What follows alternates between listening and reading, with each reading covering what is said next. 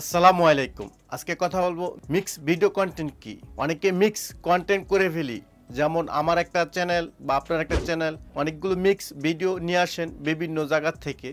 এই ভুল কখনো করবেন না। আপনার চ্যানেলটা যে বিষয়ের উপরে সেই বিষয়ে সবগুলো ভিডিও এখানে পাবলিশ করুন। ধরুন আপনার চ্যানেলটা টেকনোলজি, আপনি যদি সেখানে স্পোর্টস কিংবা মুভির ভিডিও আপলোড করেন, তখন যদি টেকনোলজির কেউ যদি সেই ভিডিওটা আপনার চ্যানেলে দেখে, আপনার চ্যানেলটা আনসাবস্ক্রাইব করে দিবে।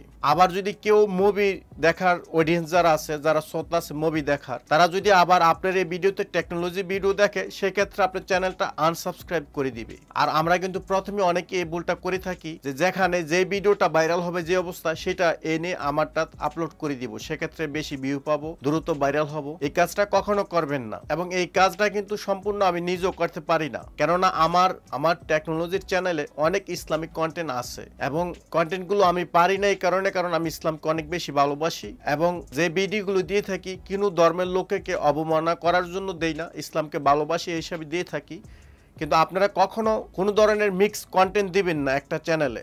আমি আগেও বলছি যে যেই বিষয়ের উপরে ভিডিও তৈরি করবেন, সকল ভিডিও সেই বিষয়ের উপরেই দেন। সেক্ষেত্রে আপনার যারা সাবস্ক্রাইব করে, তারা আপনার ভিডিওটা পাবলিশ করলে সবাই দেখবে, কেননা এখানে ফিল্টার সাবস্ক্রাইবার যারা আছে সবাই কিন্তু টেকনোলজির সাবস্ক্রাইবার। আর যদি মিক্স কন্টেন্ট হয়ে যায় টেকনোলজির, মুভি, ফিল্ম এবং স্পোর্টস, তো এই ধরনের যদি মিক্স কন্টেন্ট এখানে দেন, আপনার স্পোর্টসের অডিয়েন্সও তারা দেখলে তারা সাবস্ক্রাইব করবে। আবার এই একই চ্যানেল যখন মুভিও দেখবে, তখন তারা আনসাবস্ক্রাইব করে দিবে। আবার যখন ইসলামিক কন্টেন্ট দেখে যারা আলেম সমাজ সাবস্ক্রাইব করবে, আবার একই জায়গায় যখন দেখবে এটা মুভি চলতেছে, তখন আনসাবস্ক্রাইব করে দিবে।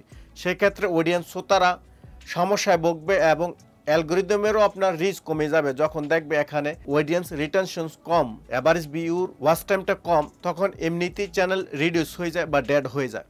আশা করি কথাটা বুঝতে পারছেন। আর কোথাও সমস্যা থাকলে অবশ্যই কমেন্ট সেকশনে বলবেন। ভালো থাকুন, সুস্থ থাকুন। সুস্থ থাকার কামনা শেষ করছি। আল্লাহ হাফেজ।